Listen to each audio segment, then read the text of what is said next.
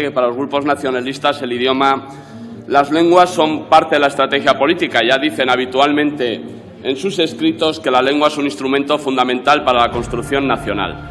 Y ahí radica la mayoría de los problemas que hemos podido ver hoy, porque entienden el idioma de las diferentes comunidades españolas como algo propio del nacionalismo, no del conjunto de los que viven en esas comunidades, sino si tú sabes este idioma, pues tienes que ser nacionalista. Una cosa de sentido común, lo de que se hable aquí en español. Si todos nos entendemos en español, ¿qué sentido tiene el traer otros idiomas sabiendo que eso lo único que tiene es un coste económico, y más en estos momentos?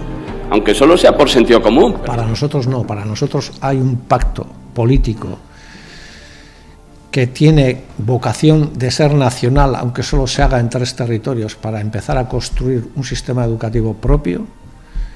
Ese es un buen acuerdo y es un buen punto de partida. Para nosotros es un pacto de Estado, el pacto educativo, y por lo tanto creemos que todavía hay oportunidad, y lo que hay que trabajar es, y Euskal Herria Bildu va a ser garante de que eso suceda así, que el pacto que hicimos en términos políticos se corresponda con una ley que se ajuste a lo que decidimos y con nos comprometimos entonces. Se puede ser español sin saber todas las lenguas de España, pero lo que no tiene sentido es pensar que solo tenemos una, prohibiendo, ocultando y borrando todas las demás. En España, a diferencia de lo que ocurre en otros muchos países, afortunadamente, las lenguas cooficiales gozan hoy de un avanzado nivel de protección y también de reconocimiento. Es así por mandato de la Constitución española y también de las leyes que emanan de ella. Hoy más que nunca es necesario que las comunidades educativas de la Comunidad Foral de Navarra y de la Comunidad Autónoma Vasca tuvieran la capacidad de decidir por unos sistemas educativos que respondieran realmente a las necesidades de sus gentes, de su ciudadanía. El nacionalismo vasco, bueno, lo que pasa es que no ha tenido nunca, digamos, tampoco un canon histórico en el que adoctrinar, ¿no? Lo que hay de adoctrinamiento nacionalista es lo que el Partido Nacionalista Vasco ha cedido a la izquierda abertzale. La izquierda abertzale se ha hecho, digamos, con el control o con el monopolio de la enseñanza, de la educación en los niveles previos, digamos, a la enseñanza superior, ¿no? ¿Queremos acabar con el negocio del independentismo? Pues se le corta el grifo. Y además, como con cualquier negocio fraudulento, porque es un fraude.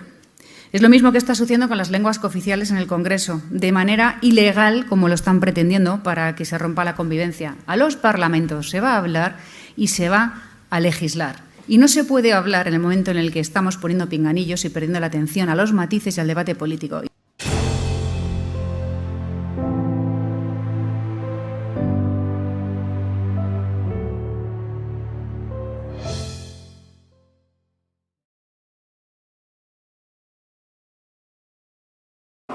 Hasta ahí llega el delirio del separatismo catalán, que dice que los catalanes lo que tienen que hacer fundamentalmente es tener más hijos para que haya más nacionalistas que aseguren la pervivencia de la nación catalana, ¿no? Y por último, y con esto ya termino, los libros de texto. He traído aquí un informe de una asociación que en otros países probablemente no sería necesaria, y en España yo creo que debía tener el premio Cervantes o el Príncipe de Asturias, que es la asociación Hablamos Español, que en junio de 2023 presentó un informe, lo he traído aquí, dice: comparativa entre el libro de sociales de quinto de primaria en la Comunidad Autónoma Vasca y las comunidades que estudian español. Y solo he señalado un ejemplo para que se vea la mentalidad de los nacionalistas vascos, ¿no? Hablando de Felipe II, en la cuarta página del libro para las comunidades que estudian español dice, o abarca el reinado de Felipe II, el Imperio Español, mapa mundial con las posesiones, aquí está el mapa, con las posesiones, conquistas y derrotas españolas durante ese reinado, menciones a la Armada Invencible, la batalla de Lepanto, la conquista de las Islas Filipinas y el conflicto con los Países Bajos. En el libro que se estudia en el País Vasco, que está, no me lo invento, aquí está la fotografía, dice: vascos en el mar, mejoras en las técnicas de pesca vascas y la pesca de la ballena. O sea, hasta tal punto se avergüenzan de ser lo que son, que además fuimos pioneros los vascos en la construcción de la nación española, que hacen el ridículo presentando este tipo de libros de texto, ¿no? Decía que terminaba y termino. Los que estéis interesados en hacer alguna pregunta, pues a medida que se va desarrollando el coloquio, podéis levantar la mano y una persona os acercará una hoja para que la formuléis por escrito. Y yo a los ponentes que ahora subirán al estrado sí que les haría una pregunta para que comience el coloquio entre ellos. Y es saber si, a pesar de este panorama tan desolador que he presentado y que es real, consideran que tiene función, es decir, si la situación es reversible o no. Nada más, muchas gracias.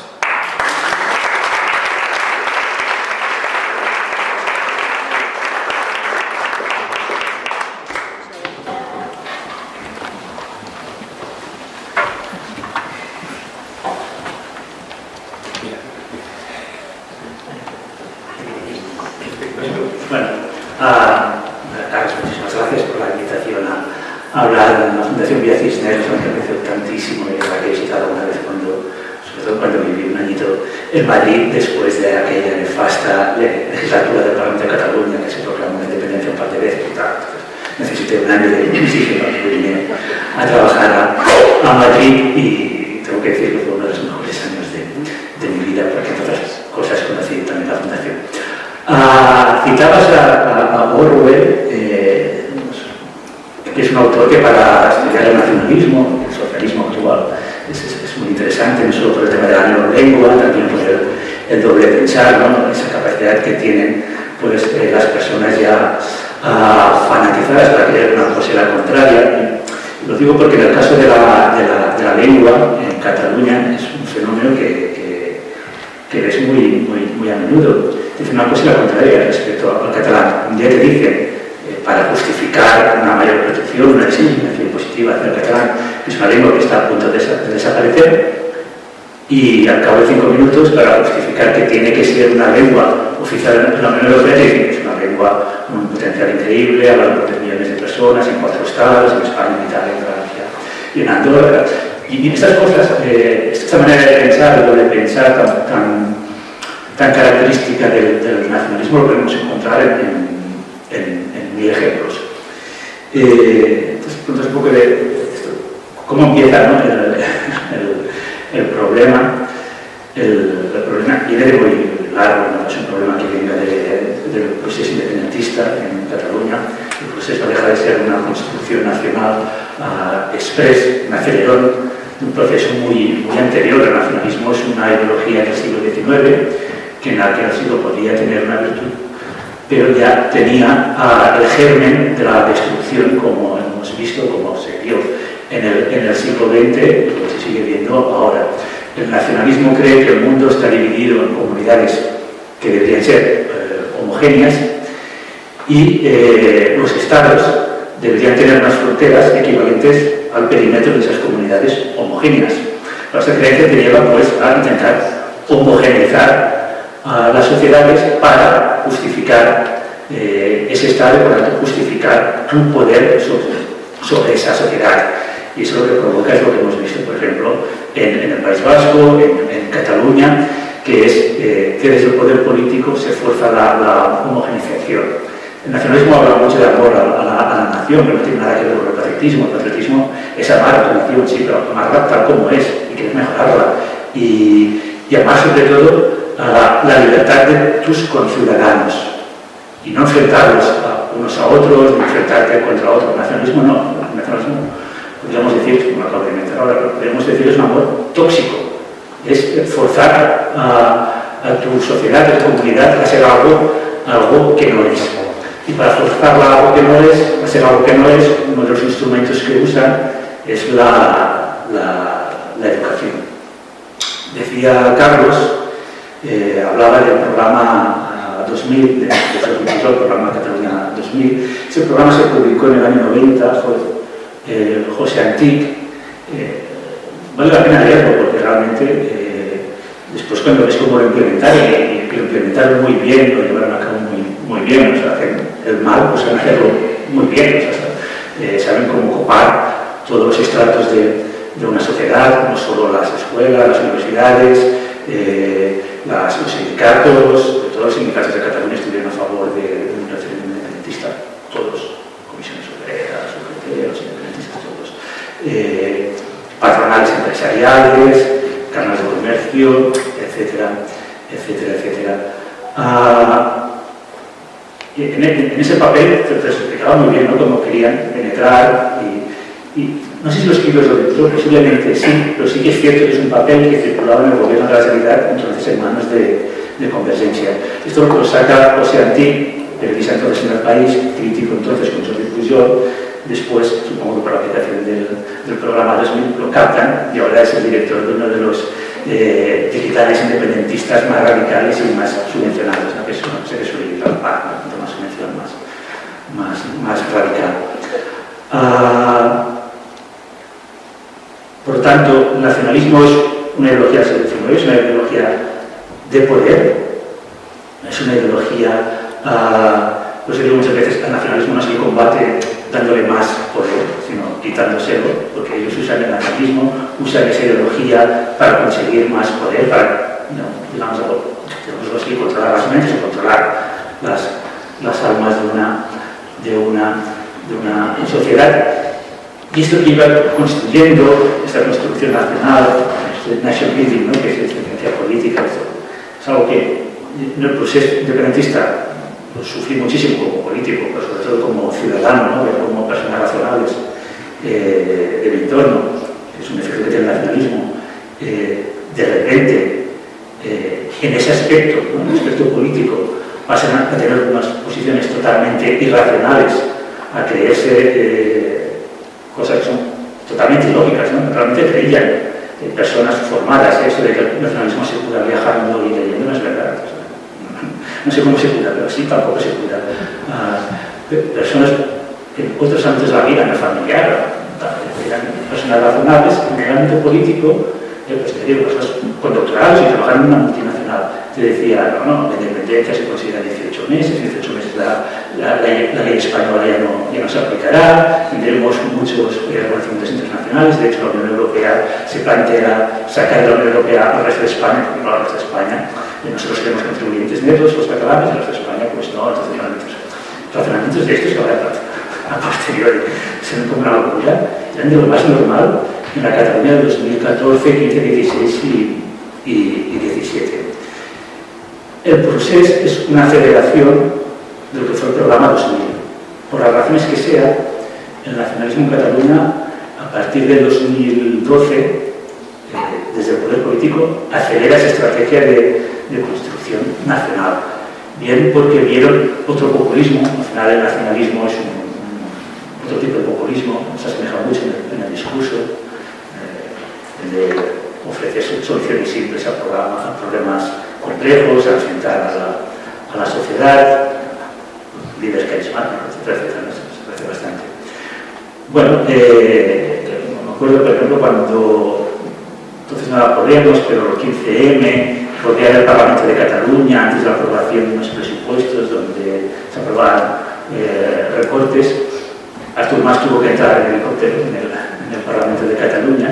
Yo creo que ese fue el día que decidió acelerar la construcción nacional, acelerar el proceso, porque veía que en Cataluña estaba creciendo otro populismo que les iba a poner la tostada, ¿no?, que se iba a quedar con el poder. No lo digo muy simple, el nacionalismo final es una ideología un instrumento para conseguir y mantener el poder.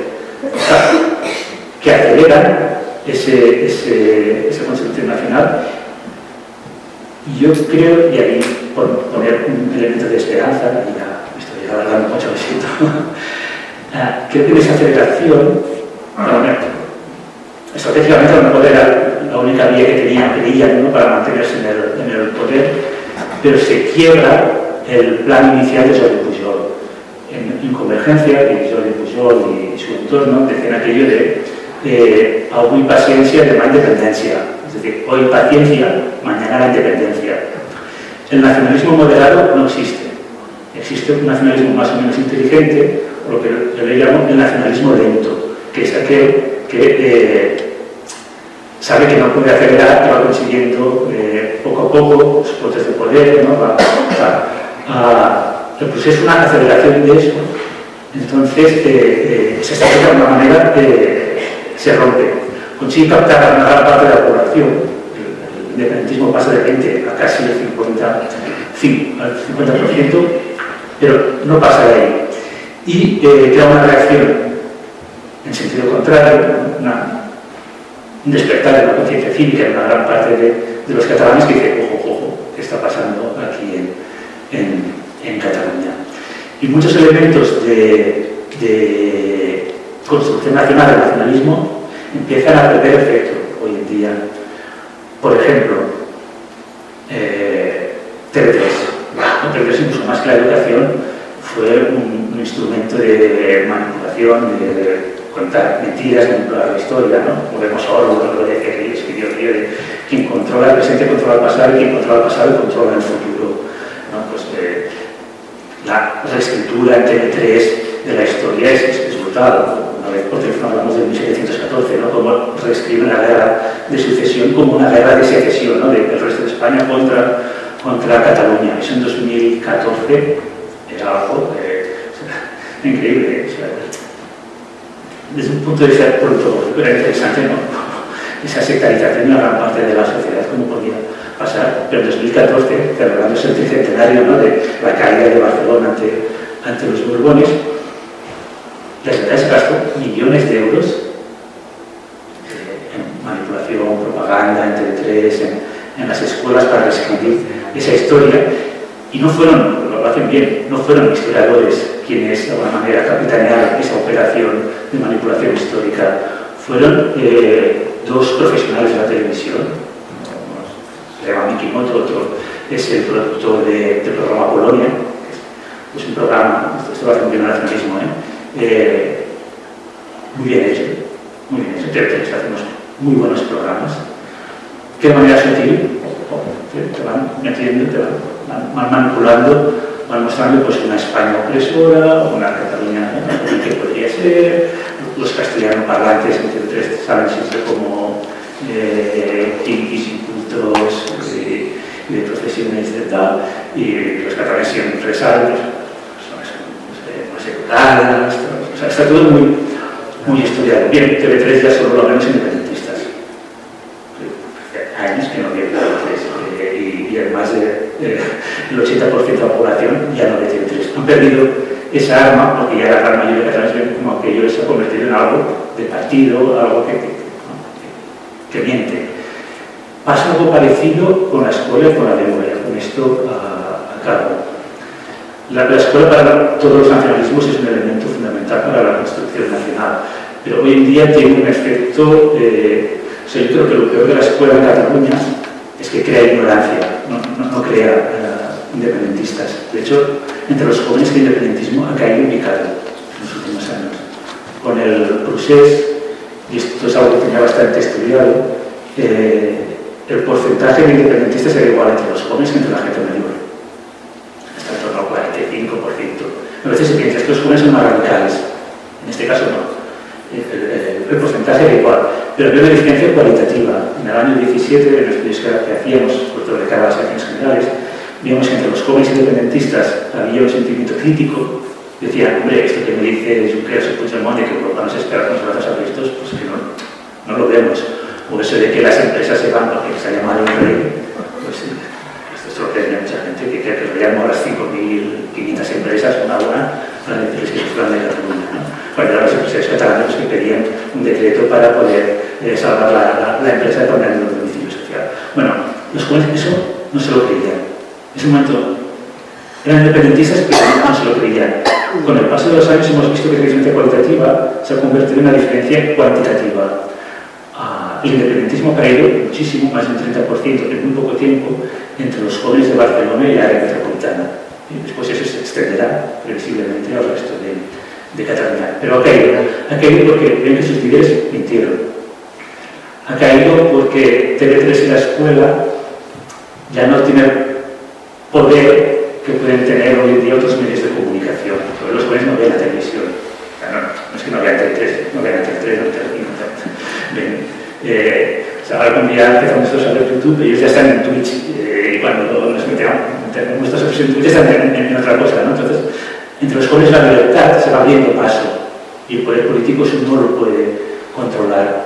Entonces son mucho más críticos, ven que sus líderes les han mentido. Además ha pasado el efecto moda. Durante el proceso sí que hubo una moda de ser independentista. El nacionalismo consiguió creer que era la gran mayoría y por tanto, bueno, aunque nunca lo hubiera sido, su mata a la moda siempre estaba bien visto. Ahora incluso el nacionalismo, el separatismo, estéticamente repele. Es caca, es feo. Los jóvenes ven algo como de personas que están todo el día en TV3 y tal, disfrazados de color amarillo, que dicen cosas que nadie entiende. O sea, hay incluso un rechazo estético de los jóvenes hacia el independentismo. ¿Eso es mérito de los nacionalistas? No, eso es porque tenía que pasar así, porque hoy en día pues, hay los medios de comunicación y hay unas dinámicas que el nacionalismo no las controla. Y acabo aquí, y yo creo que con esto, y más como está pasando en el Congreso, lo podéis desarrollar mejor. Yo creo que hoy el problema no está tanto en la sociedad catalana, hoy el problema es la política española. Hoy el proceso independentista en Cataluña por sí mismo no conseguiría nada. Hoy el proceso puede conseguir todos sus objetivos porque Pedro Sánchez está dispuesto a darle a ese 1% de voto que tiene Puigdemont lo que no les dimos los catalanes en las urnas al independentismo. Es decir, debilitar el Estado, fracturar la sociedad, disolver la nación.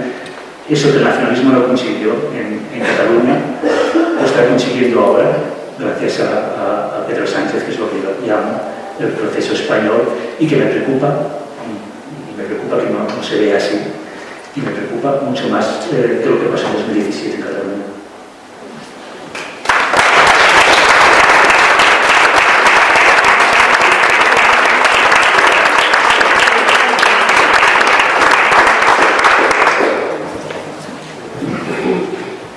Por esta presentación, a mi presente hoy aquí, el tema que a mí me preocupa, me interesa, es la fenomenología de la destrucción de España. Es decir, cuál es el proceso, el devenir, la evolución, el desarrollo que se ha seguido en esa mecánica de destrucción a la bestia, que es una destrucción no fina, es a la bestia. Y aquí, en este tema, pues hablamos de los terrenos, pero hay algo más, que es la compañía de la izquierda, hoy. Yo he estado 18 años en el Partido Socialista, tanto creo que, y además no en cualquier sitio, he estado como Fernando Buesa, asesino de Poeta, 10 años. De esos 18 años, 10 años en la ejecutiva de Fernando Buesa, asesino de Poeta. Conozco muy bien, por tanto, el tema vasco. Y basándome en el paradigma vasco, tengo que decir que hoy ha sido un diseño criminal. El diseño de la destrucción de España es un diseño criminal. Me gustaría desarrollar esto con profusión de datos y documentos que lo demuestran. Estoy dispuesto a ir a cualquier tribunal de Haya, por ejemplo, a demostrar que esto es un desarrollo criminal. Primero porque se mata un elemento sustancial de la persona, que es su lengua. Las lenguas no son de los territorios, no son de las áreas, no son de las zonas. Las lenguas son de las personas y es un derecho fundamental desarrollar esa lengua y aprender en ella si los padres lo quieren. Que son los que detentan la prioritaria y fundamental ejercicio del derecho a elegir la educación. Contra los derechos humanos, no digo nada nuevo. Segundo, porque es un desarrollo que destruye la educación. No solamente destruye España, sino destruye la educación. No sé si saldrá aquí esto, me gustaría ponerlo, sí, esto lo comentamos luego, esto porque no pasa al siguiente, a ver. Se ha bloqueado. Bueno, sí. Luego, aquí está. Si ustedes, aquí me voy a levantar con su permiso, ven aquí abajo, aquí, a ver si se ve, aquí. Esto es la comprensión lectora en el País Vasco. Y esta es los rangos de comprensión lectora del resto de la OCDE. Con más del 50% más que el resto de las comunidades, la comprensión lectora del País Vasco es un desastre. Pero es más, entre este punto del rango y este otro, es decir, entre un extremo y otro, ahí se ve lo que es la distancia entre el que menos comprensión y el que más tiene. Y la distancia es enormemente mayor que en todos los demás países. Esto es el informe PIRLS, en cuarto de primaria. ¿Qué quiere decir esto en definitiva? Que el elemento de comprensión verbal, que es el que desarrolla la capacidad de aprender del niño, está por los suelos en el País Vasco. A pesar de los refuerzos, de mucho más dotación de personal de los centros, mucho más material de los centros que otras muchas comunidades en España, por mor del concierto económico, que es que los españoles podemos vivir ahí para esto. Esa comprensión está tan tirada por los suelos que los niños no saben interpretar lo que leen y por tanto no saben interpretar lo que aprenden, porque no aprenden. Esto es un desastre. Yo he ido varias veces al Parlamento Vasco, invitado por vos, que me ha invitado, por cierto, gracias al Partido Popular, porque apoyó también la intervención que hice, donde fui con esto al Parlamento Vasco y les dije a los parlamentarios: oye, ¿ustedes qué están haciendo aquí? ¿Ustedes creen que esto hay derecho? Llevamos 40 años, 30, con esta historia y no han sido capaces de meditar sobre estos informes de la OCDE. ¿Qué pasa aquí? Bueno, un detalle. Esto fue en el 2016. 2021 tocaba el siguiente estudio de PIRLS y el gobierno vasco ha dicho no se hace. Pero que también ha pasado lo mismo. Este último del 2021, la comprensión verbal tirada por el suelo. Y ellos lo saben. Se lo he dicho yo 2 veces. Yo hablo de mí porque yo he ido, pero habrá otros que se lo han dicho también. Les da igual. Mutis por el futuro. Ningún grupo parlamentario, salvo vos y el Grupo Popular, dijeron ni mu.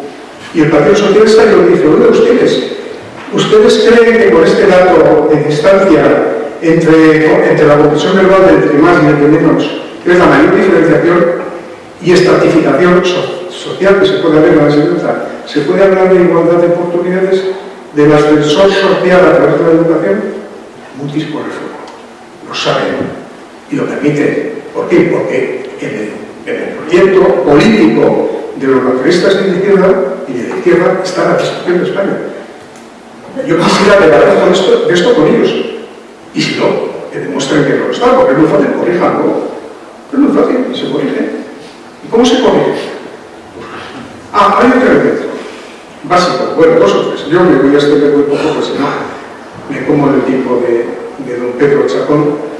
Y yo quería hablar de qué es el molde cognitivo, qué es la deconstrucción cognitiva, la base de la destrucción de España. Porque al fin y al cabo, España está formada por los españoles, y los españoles somos un cuerpo social.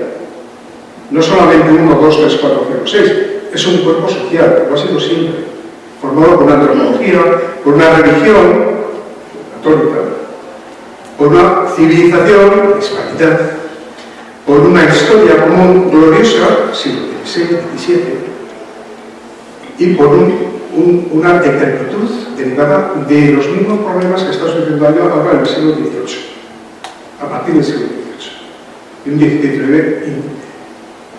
XIX absolutamente desastroso. Ese proceso de construcción se basaba en que había que formar el Estado nacional y no había manera de formar el Estado nacional, y seguimos que sin haber manera de formar el Estado nacional, que es el Estado constitucional. Y todo el mundo quiere cargarse la Constitución sobre el Partido Popular y vos, que no quieren cargarse la Constitución, que quieren conservar pues, el sistema de convivencia. Nos gusta o no ese sistema.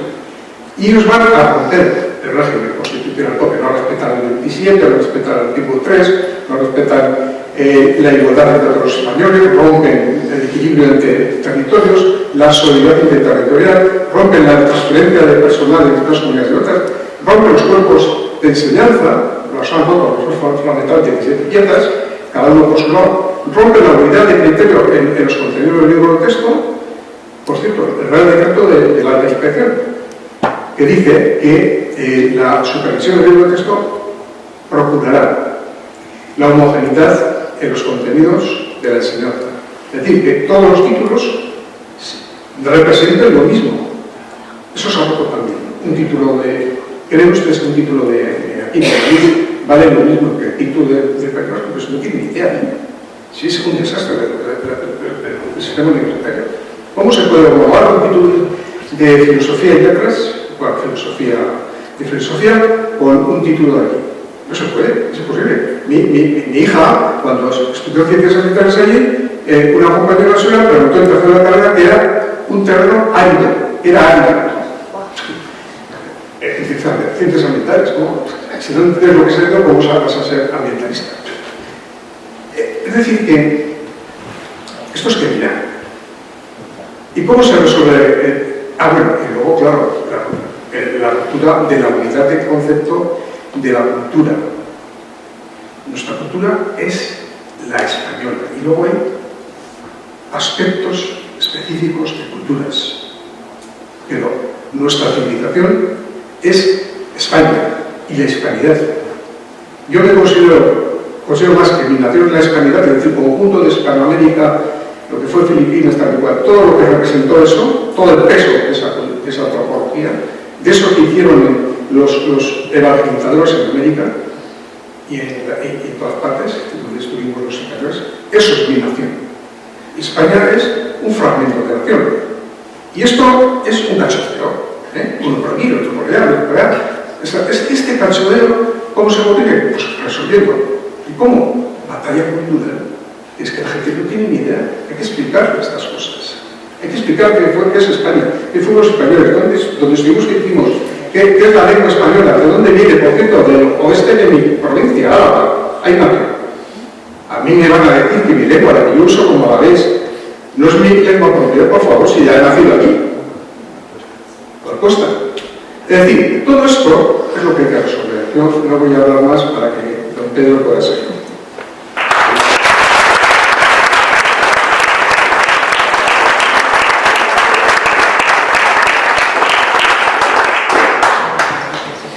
Bueno, buenas tardes a todos. Muchas gracias por invitarme, Carlos, la Fundación Westermann. Perdón, Westermann no, estamos en la Fundación Díaz Cisneros, la puerta de entrada de Westermann. Ahí ya hay Westermann, ¿no? Sí. El Díaz Cisneros. Suscribo prácticamente todo lo que han dicho mis colegas, por supuesto.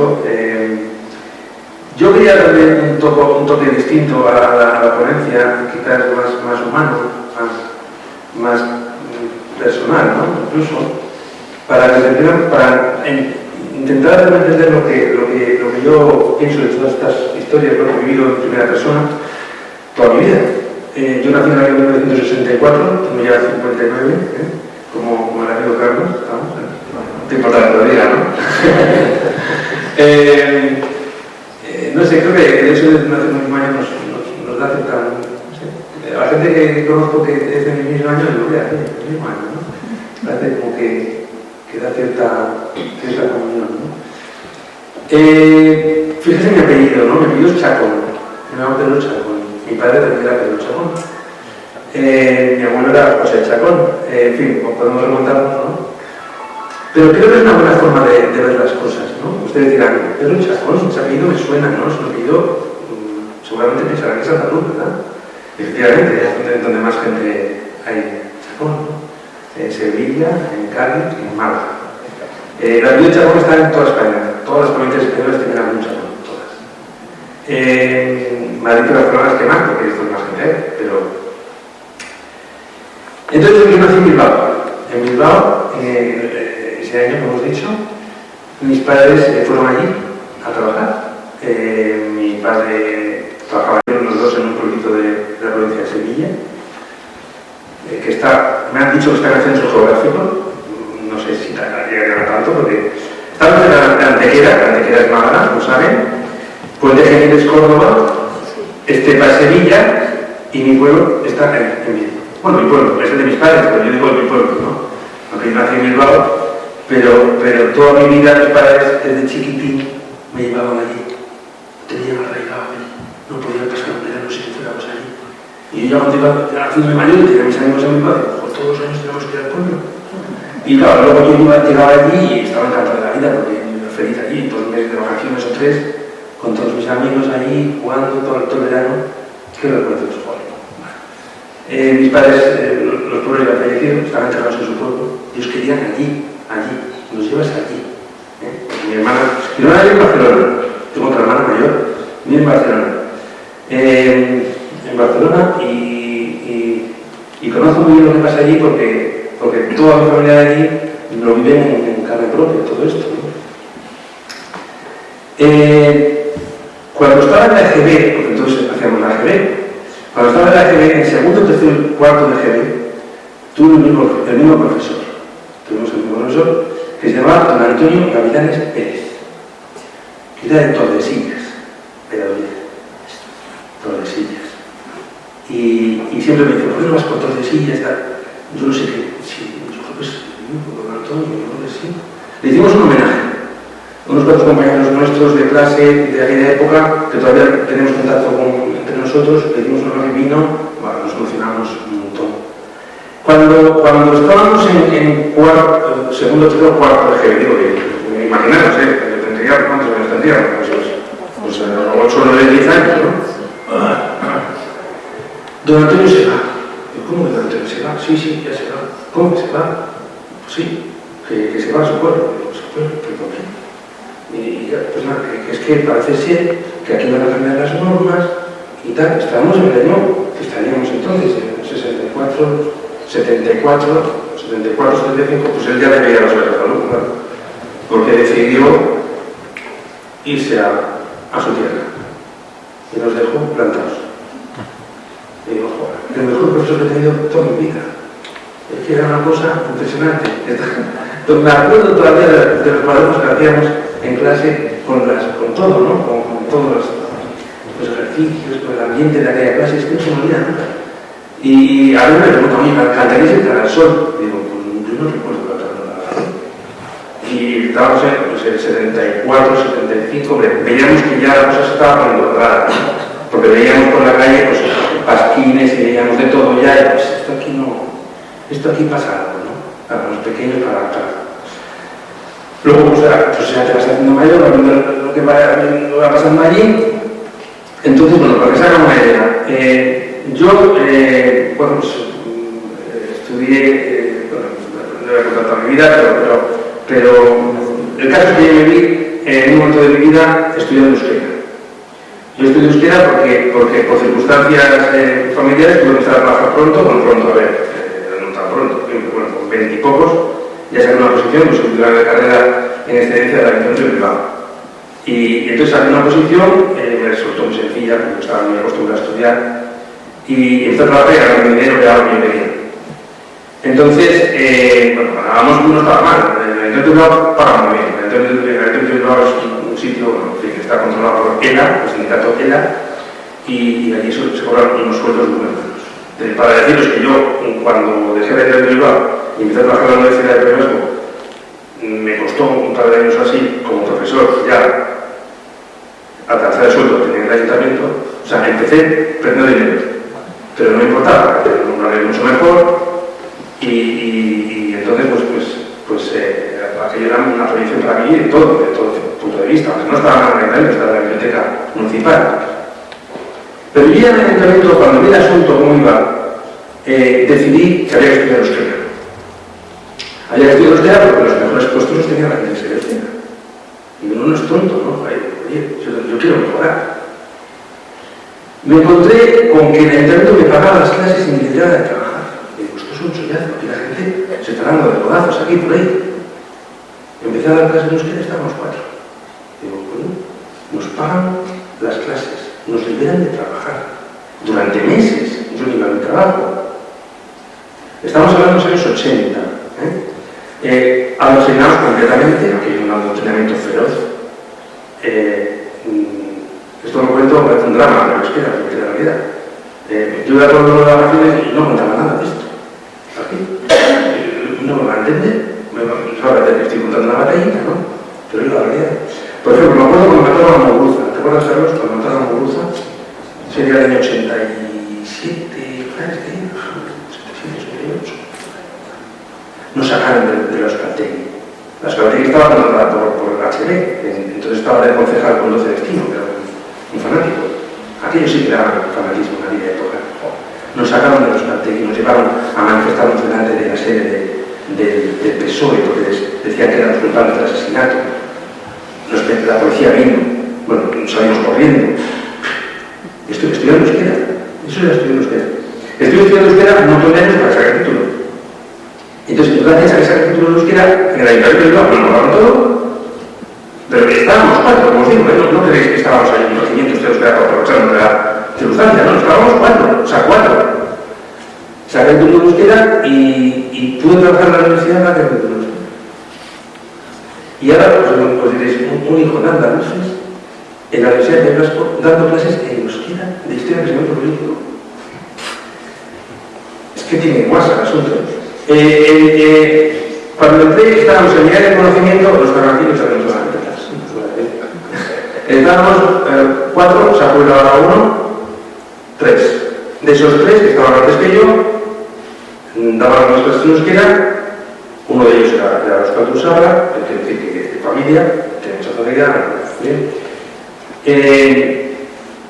y cuando me llegué, me dice, joder, las clases de euskera para Pedro. Y digo, ostras, como si me estuviera condenando, ¿no? Y digo, joder, yo me resistía al principio, pero yo decía, no me importa, es que yo estoy encantado. Yo dije todas las clases de euskera en el País Vasco, la universidad. Imaginaros, historia del pensamiento político en euskera. Y a veces ni me lo creo. Digo, joder, mira las clases de euskera. Llevo ya, desde el 2001-2002 que entré, y estamos en el 2023, y todavía no me he acostumbrado. Y doy mis clases en euskera. Yo llego aquí por la mañana y digo, ¿entenderán? Y pues no entiendo. Es que me parece mentira. Me parece mentira.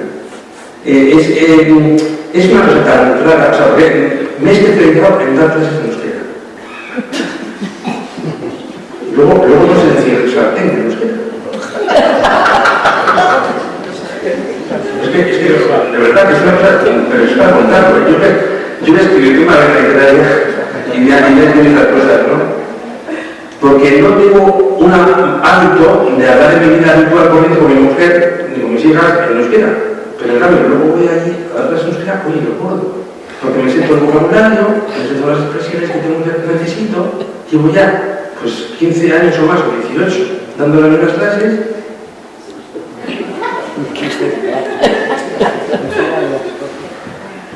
Entonces, luego yo digo, es que esto es una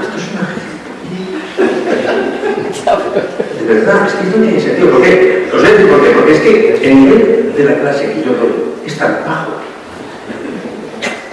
comparado con lo que... Porque yo también hago un clases en castellano, lógicamente, ¿no? Pero, claro, en castellano tengo mucha más bibliografía, tengo muchas más fuentes, tengo muchas más... Claro, allí en euskera están en fin, no dan abasto para traducir los textos clásicos a euskera. Y sacan unos engendros que no los piensan imaginar, o sea, algo, cosas ilegibles. Es que es de risa por lo que no llorar. O sea, el dineral que se están gastando, es que no os podéis hacer una idea, el dineral, el pastizal que se están gastando en una tropa de traductores, que viven de eso, traduciendo a Nietzsche, traduciendo a Kant, a euskera. O sea, que son autores que en castellano se acuestan, imaginaros en euskera.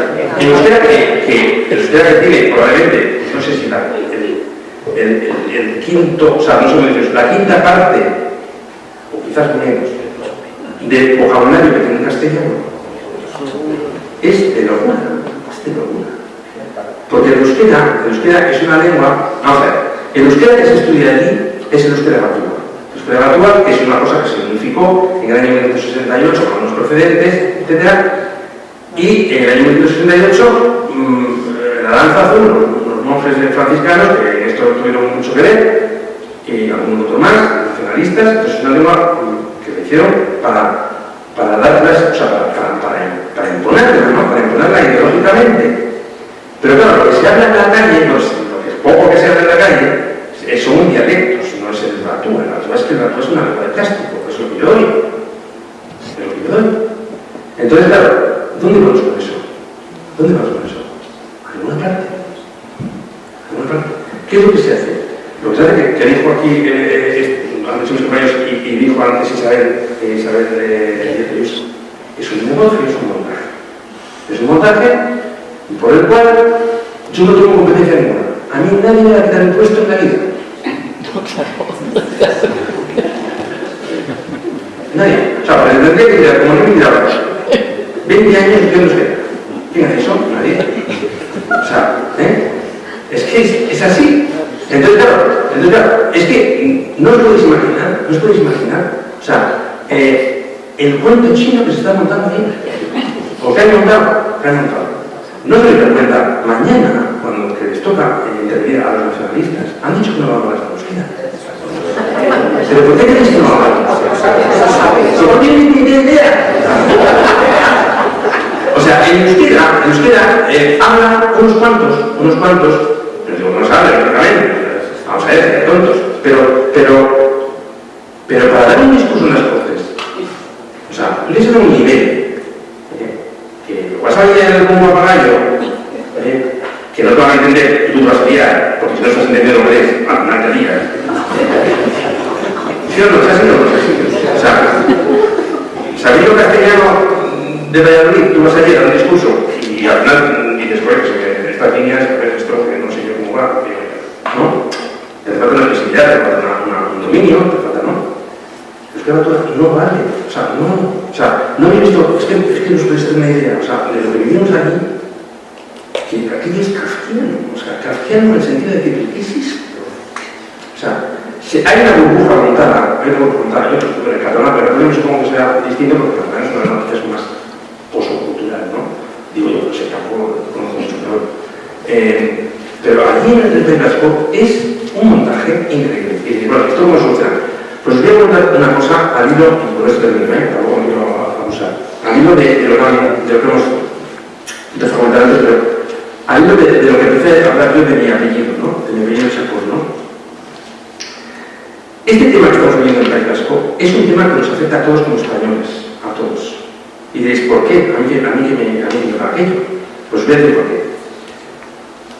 Yo al principio pensaba, las jóvenes que yo soy un bicho raro aquí, siempre voy a ser una persona marginal, siempre me voy a considerar un poco como de menos, con los vascos y tal.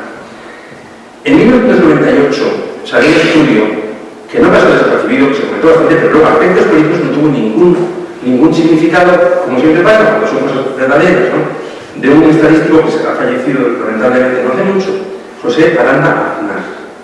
José Aranda Aznar hizo por primera vez una cosa que es de cajón, que se tendría que haber hecho y se tendría que haber repetido con los años, que es cruzar los apellidos que hay en el País Vasco, los apellidos vascos, los apellidos que aparecen en el nomenclator de Escolas del Día, que conocen muy bien ese nomenclator. Yo tengo una serie hablando del nomenclator, en una página web que se llama Tribuna del País Vasco, donde lo pongo a María, el nomenclator.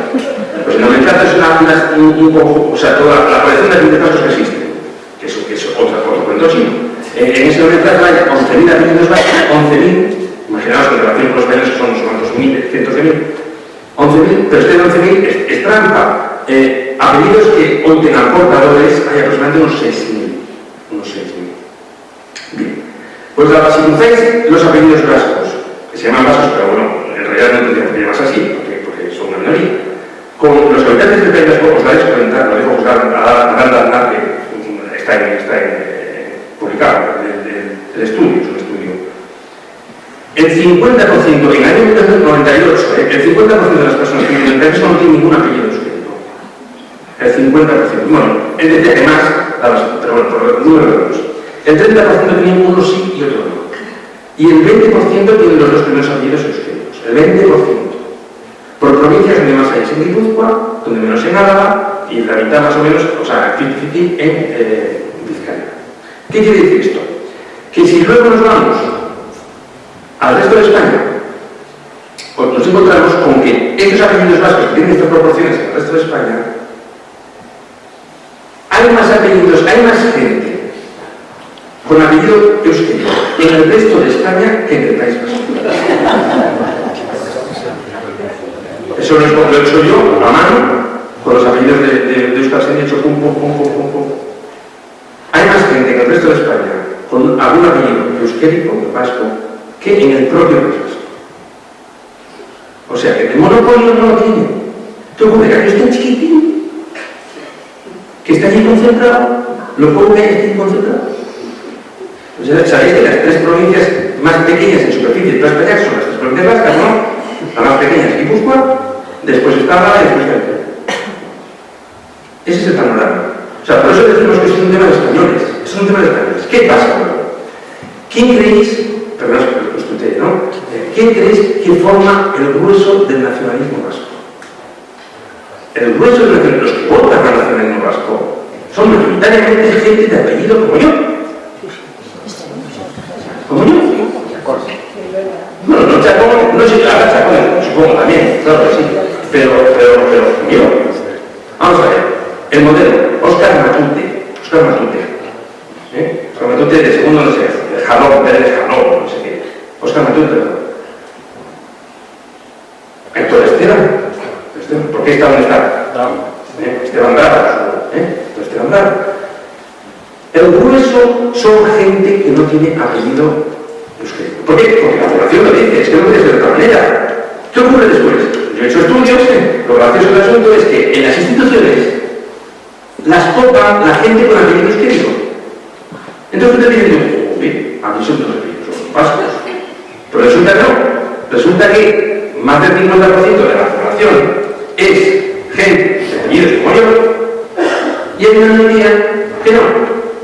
Y se cree que aquello es mayoritariamente. O sea, hay una distorsión. En toda esta historia hay una distorsión increíble. Entonces, la gente aquí, en el resto de Madrid, pues digo, los vascos. ¿Qué vascos? Pues, si resulta que tu vecino es aquel Echegaray. Pero bueno, ¿qué pasa? Es un español, como todos los que ellos son españoles, pero es que esto es un estudio, yo creo que hacer un estudio de psicología, ¿verdad? Un estudio de psicología, o más allá, para ver qué es lo que ha pasado aquí, qué distorsión ha habido aquí, para llegar a donde hemos llegado. Sí, mira, yo os comento una cosa, vamos a ver, esto no va a ninguna parte. Lo que pasa es que me da mucha pena lo que he vivido yo con toda esta historia, y lo que ha vivido mucha gente. Yo, gracias a lo que sea, a que he pensado un poco por lo que sea, que me ha venido un pelo tanto pensar con esto, ¿no? Yo he visto toda esta historia por medio, pero muchísimos amigos míos de que Euskal Herria es la leche, de que hay que independizarse, porque España es una carta y nos tenemos que independizar porque somos superiores. Es que hemos llegado a eso. Es que es una cosa, vamos, de locos. Entonces yo hablo con muchos amigos, pues en todas partes, en Murcia, yo te hablé con un amigo, con Sergio, oye, Sergio, ¿tú crees que esto no nos echaréis una mujer de plan empujarme? ¿No nos echaréis una mano a tal? Oye, Pedro, pues a ver, es un tema vuestro, eso es un tema que... O sea, ves como un distanciamiento, una sensación de decir, bueno, ahí os las apañéis, ¿no? Entonces, claro, cuando ves eso, dices tú, pues Óscar Matute o Gabriel Rufián, cuando vengan que les dicen, ahí nos apañéis, dirán, claro, es que nosotros somos catalanes, nosotros somos vascos, razón de más, los españoles no nos quieren. Entonces, yo creo, y lo comentábamos antes a la entrada, ¿no? Yo creo que en España hay una sensación como de decir, joder, a ver hasta dónde son capaces de llegar. Y en el momento en que yo confío en que hay un punto en el que ya el disparate sea tan grande, bueno, cuando lo de Puigdemont y todo esto, aquello fue el colmo, ¿no? Yo estoy seguro que veremos más gordas, de verdad, vamos a verlas más gordas, porque con Sánchez vamos a ver de todo, o sea, vamos a tener el espectáculo garantizado, o sea, vamos a ver unas cosas que no nos imaginamos, porque después que venga un Puigdemont y le pongan una zona roja, luego los vasquitos de arriba, mis vecinos van a empezar a decir, oye, nosotros también queremos. O sea, las vamos a ver redondas, os lo digo, redondas. Pero yo pienso que llegará un punto en el que la gente diga, bueno, pues hasta aquí hemos llegado con la broma. O sea, pienso yo, ¿no? O sea, que tomen al resto de españoles como si fueran inferiores, porque es objetivamente así, no es que para una duda. O sea, un vasco, un catalán, ven a un español como inferior, os lo puedo asegurar. O sea, sin además ninguna duda. Y estos mamarrachos como Gabriel Rufián y el de Óscar Matute están por eso. Y nosotros nos vamos a aproximar a estos porque a lo mejor así subimos de categoría. Es que es así. Yo confío en que y bueno, a nivel económico ya les cuento, o sea, la borrada que esto supone a nivel económico que se puede destinar, ¿qué digo yo? Seríamos una potencia mundial. Porque la cantidad de recursos que se ha llevado en el País Vasco, toda esta historia en Cataluña es como parecido. O sea, es que nos podéis imaginar. Son regiones ricas. Pues bueno, a ver, si Madrid pues sigue con este plan y les da sopa con onda y se dan cuenta allí de que, bueno, no porque digan entonces que esto es producto del centralismo, de que no sé, que nos dará una excusa, ¿no? Yo sí, mira, la pregunta que hacías de si esto tiene solución. Yo creo que sí. Yo soy optimista, ¿no? Yo soy optimista con naturaleza. No te creo que llegamos. Yo soy optimista. Y entonces yo creo que llegará un punto en que el resto de España dirá, bueno, mira, chicos, o sea, ya basta de broma, o sea, hasta aquí hemos llegado. O sea, el usted estaba muy tranquilo sin vosotros, va a poder seguir siendo tan tranquilo, que llega donde quiera, los quiera, o sea, ¿pero qué es esto? O sea, en Francia, en el País Vasco francés, no tienen nada de lo que pasa aquí, y allí hablan euskera, parece increíble, ni es oficial siquiera, y lo hablan mucho mejor, porque lo hablan auténtico que de vasco, ¿no? Que lo que hablo yo. Entonces, yo soy optimista, pero pienso que tiene que haber una reacción por parte de los españoles, todos. Los que vivimos en el País Vasco, estamos muy hartos ya de esta historia, y los del resto de España, que nos ayuden un poco a arreglar esto.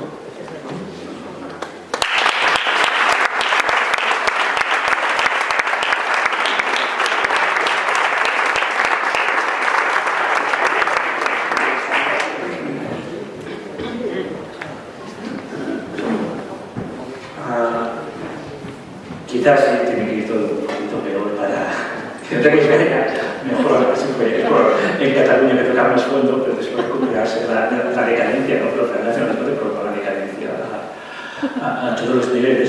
Habéis dicho un par de cosas bueno, mil cosas, ¿no? He sugerido un montón de reflexiones. Pero me centro en tres. Los pasos que se han ido, hay muchos catalanes que también se han ido de Cataluña, sobre todo los más talentosos, porque al final el nacionalismo lo que provoca es el triunfo de la mediocridad. O sea, es como una selección inversa, ¿no? En el talento es aquel que más se somete, pues el que al final acaba consiguiendo una plaza y no aquel que está más preparado. Y es algo que no está estudiado. En Quebec, cuando empezaron a hacer tonterías los nacionalistas con referéndums que tampoco eran vinculantes, eran preguntas de 10 líneas, que todo el mundo entendía un referéndum independentista, las empresas empezaron a reírse, porque se vio en Cataluña en el 17 y les había visto en otras partes del mundo. Se ve también en Escocia, pero Quebec, que era la provincia más rica de Canadá, dejó de serlo. Y ahí sí que estaba más o menos estudiado, pero eran unos 300.000 personas las más preparadas de Quebec, se fueron a otras provincias canadienses o a los Estados Unidos. Y es un proceso que también se está viendo en Cataluña. Yo no le puedo ver talento catalán en Madrid, pero no solo en Madrid, también, porque a veces dicen, no, esto es el efecto capital, en Cataluña, se van a Andalucía, se van a Galicia, ahora sí van muchísimas más, no solo empresas, sino familias a Valencia.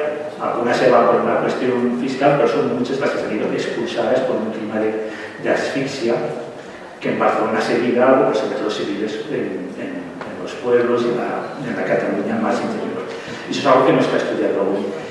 Y me gusta muchísimo que Ernesto sacara el informe PIRS, porque realmente Bueno, debería ser como una bomba este informe, porque desmonta muchos tópicos, muchas mentiras sobre la lengua. Y es una batalla que hace muchos años que lo estamos dando y parece que no lo conseguimos, porque la izquierda española está.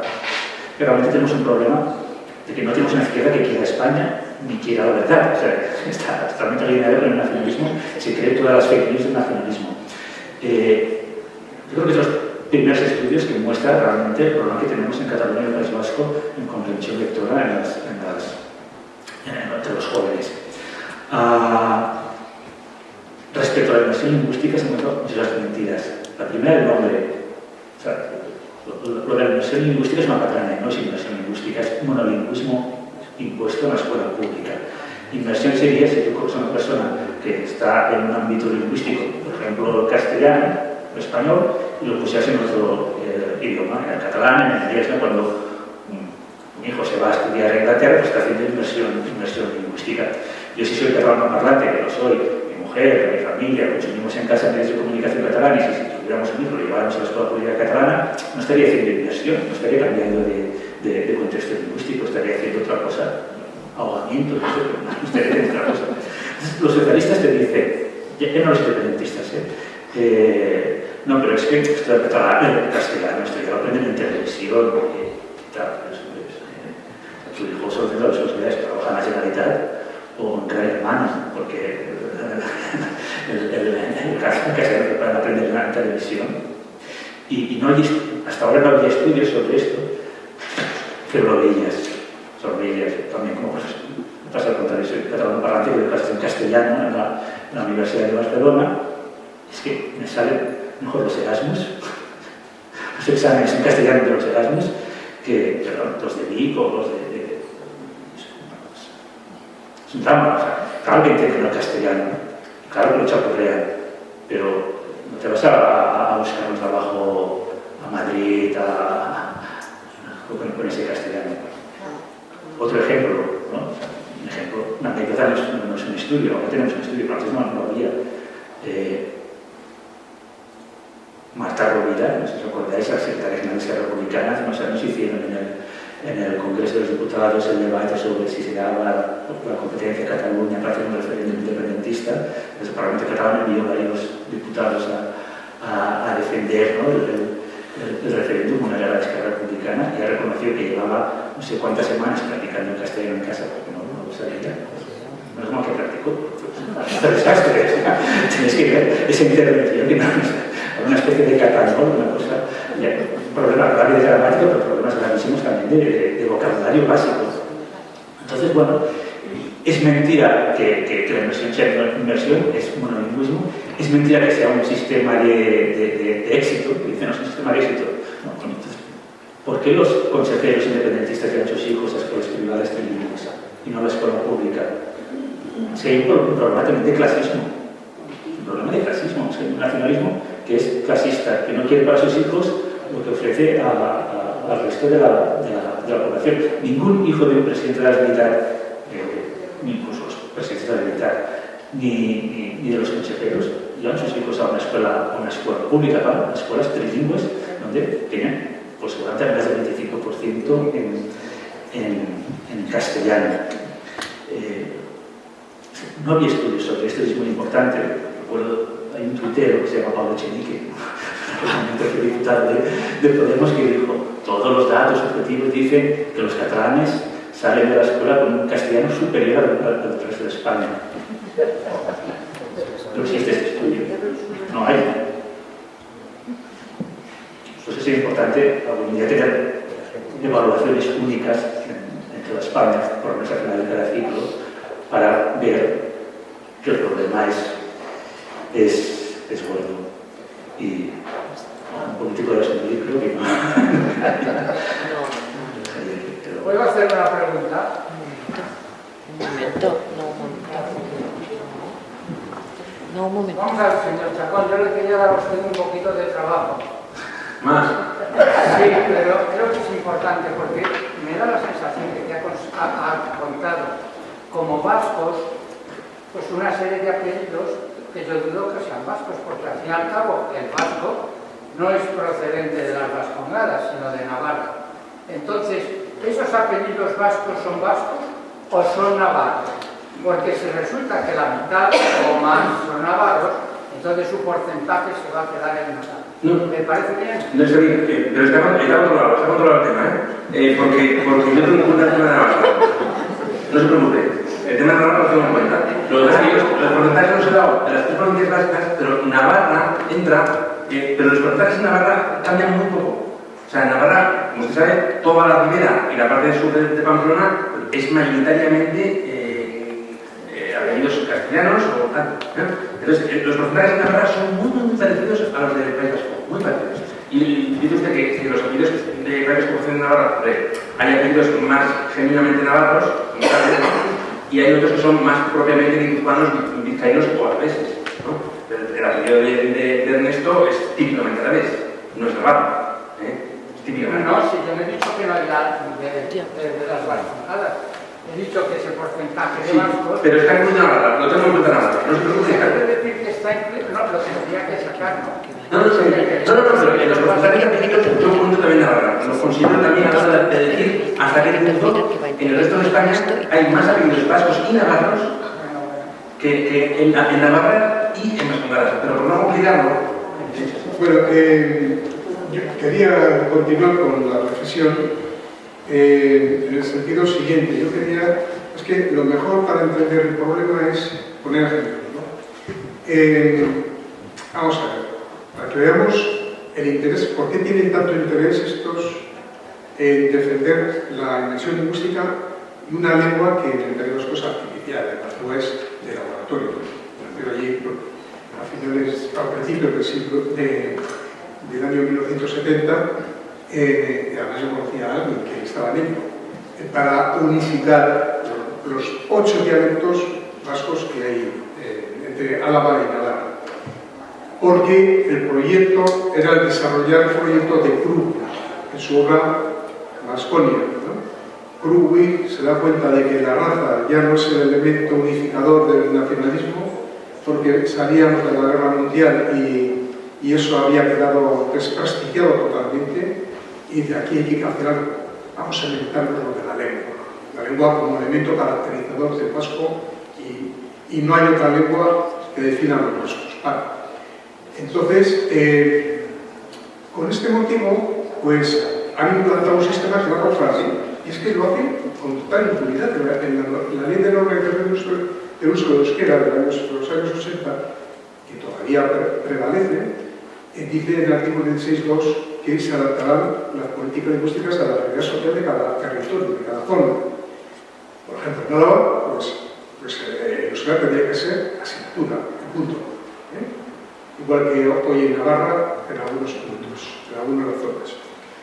Entonces, sin embargo, lo que han hecho es la apisonadora. Todo el mundo a aprender en euskera, aunque en la calle no hable nadie, o alguno perdido, no más de nada del 10%, no más del 15% a nivel de comunidad, por ahí anda, tiene que 30, no lo creo. Hay estudios que no están, pero vamos, digamos lo que digamos, no es mayoritario el uso. El uso social, el normal, el de la calle, es el castellano. Entonces, van contra la natura. Eso es ir contra la natura. Porque podríamos decir, es que el euskera es la lengua propia de Álava, del País Vasco. Y porque la hablan el 80, 90%. Entonces, admitamos, claro, sería una razón, sin menoscabo del castellano como lengua común, ¿no? Pero no, es que es al revés. Y esto tiene una explicación que les voy a decir de la Confederación de Castellanas. Ya saben que a principios, en el año 1980 en adelante, las icastolas era el sistema de educación que diseñaba el PNV. Es decir, ese iba a sustituir a la escuela transferida y iba a haber icastolas y privada nada más, el EITE se llamaba. Y el Tribunal de Constitución le tumbó. Nosotros, razonable que lo tumbaron. Pues bien, la Confederación de Icastolas decía: la escuela debe estar al servicio de los derechos colectivos del pueblo vasco. Hay la definición de lo que es educación, ¿verdad? La escuela O sea, la educación debe estar siguiendo los derechos colectivos. ¿Y cuáles son estos? ¿Y qué es fondo vasco? ¿Cuáles son los derechos colectivos? Ah, claro, los nacionalistas, la independencia, Santa claro. Y un tal Elizalde de 1910 decía, no leo a los textos, porque si no me alargo, decía, las etapas que deben recorrer todo el nacionalismo normal y por tanto el nuestro son 3, las etapas. Y por este orden cronológico. Primeramente, la etapa social y cultural, en la que se va despertando y regando la conciencia de la nacionalidad renaciente. Esta es la etapa fundamental, la etapa de las escuelas, y no sigo. Viene a continuación, aunque sin seguir la primera, que sigue subsistiendo la etapa política, la de las instituciones, la hegemonía política. Si se dan cuenta, estas etapas han sido perfectamente calculadas y desarrolladas en el tiempo. Es un diseño perfecto, hay que reconocer habilidad de los nacionalistas. Y la última, y luego solo leo la frase final, finalmente subsistiendo la voz primera, llega a la final, la del triunfo completo y pleno dominio. Fíjese lo grave que es esto. Triunfo completo y pleno dominio. Esto es dictatorial, esto es totalitario. Ahora la palabra fascista se usa para tantas cosas, pero bueno, se le podía aplicar esto, ¿no? Ese es el problema. Es decir, y el problema es que yo, que he sido testigo presencial en primera línea de cómo se han hecho las cosas en el Partido Socialista, tenían al Partido Socialista, al nacionalismo, al PNV, como interlocutor principal y esencial. Y entonces yo tuve una conversación con una persona que no quiero mencionar porque además le tengo mucha aprecio, ya murió, que me dijo: Ernesto, no te líes la manta a la cabeza. Aquí lo importante es conquistar la Moncloa. Al nacionalismo que haga lo que le dé la gana. Y es igual, si aquí lo que tenemos que tener es la bota de Moncloa y bien puesta. Es decir, proyecto de país cero. Proyecto de país cero. Ahí está el problema. Si no identificamos el problema, no podremos encontrar la solución. Lo que pasa es que ¿cómo se encuentra la solución a esto? Ahí está la respuesta. Porque se podría hacer un pacto de Estado para acabar con esta situación, que es imprescindible porque es el pilar. El profesor Green, no sé, yo no me acuerdo, el profesor de teoría de educación decía: el árbol que sostiene el Estado nacional es la educación, el sistema educativo. Si no hay un sistema educativo que sostenga a la nación, la nación se aguanta. Pues eso es lo que está pasando. Y entonces, ¿quién aborda este problema? ¿Quién pone el cascabel al gato? Pues con Pedro Sánchez. Yo creo que lo que habría que hacer es un trabajo de desmitificación. Quitarle a los nacionalistas la aureola de eso desconocido, de eso misterioso. Porque si se cae los nacionalismos se rodean de una aureola, de una mística, de algo misterioso. Es un poco, yo no sé, claro, la traslación es cruel, pero cuando ETA asesinaba en el País Vasco y fuera del País Vasco, había mucha gente que decía: a lo mejor tiene una razón, a lo mejor por algo que no sabemos, tal. En el País Vasco se decía: algo habrá hecho, ¿no? Pues ese algo habrá hecho es lo mortal, lo terrible. O sea, pensar que el nacionalismo tiene alguna razón, que ha de respetar, toda esa cosa que se le pone de mística, que a ellos les va muy bien, porque lo recuerdan una obra de un misterio y de alguna manera con eso ellos tienen su razón, de sentimiento, de tal. Yo no sabría que desmitificarlo y decir: oye, vamos a ver, o sea, hasta aquí hemos llegado, o sea, vuestras razones íntimas y personales y tradicionales, todo eso está muy bien, pero no convirtáis esto en un negocio, o sea, en un montaje, en un castillo de naipes que la gente se acaba creyendo. O sea, es increíble. O sea, es bueno, lo que sabe muy bien el resto, es el convencimiento de la gente de cosas que no tienen base real. Con el tiempo que se desmontará, con el tiempo, pues a lo mejor, ¿no? Como decía que no hay más de 100 años dure, pero es que íbamos con el PNV ya 128, O sea, llevan 128, por la broma. Sería poder continuar, pero a las 9:30 tenemos que dejar libre el local. No obstante, antes de terminar, al hilo de la intervención de Ernesto y el tema de las icastolas, sí quiero recordar que precisamente la ley de publificación de las icastolas, es decir, de integrar a las icastolas que en su mayoría eran deficitarias en la red pública vasca, desgraciadamente la hizo un consejero socialista en los años 90, que desgraciadamente también fue Fernando Buesa, luego asesinado por ETA, ¿no? Así también se lo pagaron, entre otras cosas. Muchas gracias a los ponentes por las intervenciones, ha sido muy interesante. Simplemente recordaros que el 30 de octubre, también dentro de este ciclo de Objetivo del Nacionalismo Destruir España, tendremos una charla que hemos titulado El avance del separatismo en Navarra, que moderará un periodista del debate, que es Pablo Ger, y contará con la participación de dos diputados de Campanillas, que son Carlos García Damero, que de hecho aparecía en el vídeo, y su compañero de fatigas, Sergio Sánchez. Entonces, pues esperamos el próximo 30 de octubre también aquí mismo a ver si tiene. Muchas gracias.